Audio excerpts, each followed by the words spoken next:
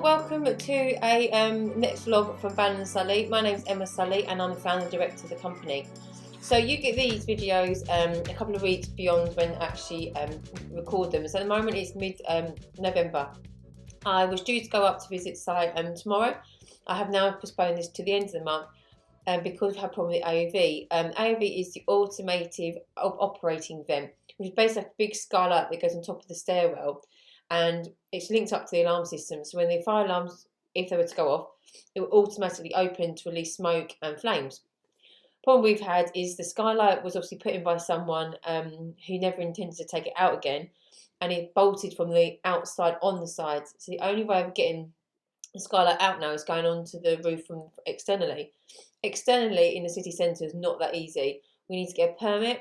Obviously pay for the permit, and then the time of getting the permit from the council.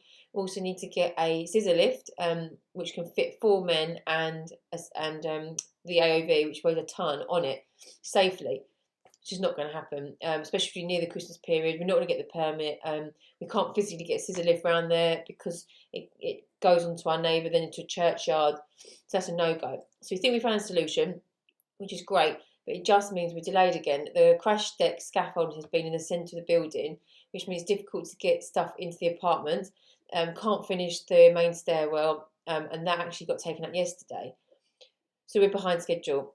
But I plan to go up at the end of the month to go and see everything and get handover, which is really exciting. We have had part of the acoustic testing done.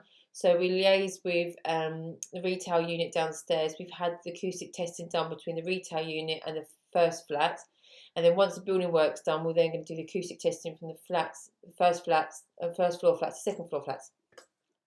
The EPC and the SAP is being done by someone, and they're on standby for as soon as everything's ready to go ahead.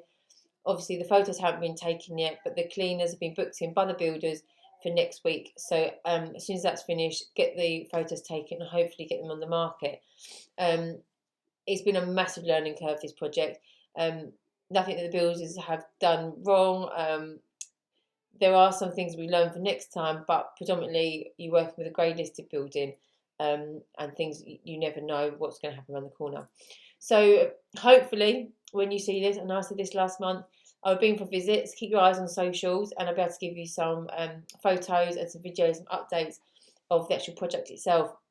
What we decided to company now is because we're going to take us so long and taking so much more of our funds, that we're actually going to put a hold on purchasing. Also, what's going on with the mortgage market at the moment, we just feel that the money that we've got and the money that we're making from the company to reinvest it and pay off our mortgages, therefore getting our mortgages down, actually maybe wiping them out completely, so that all the money we have from 2 our properties in Medway will be complete profit into the company.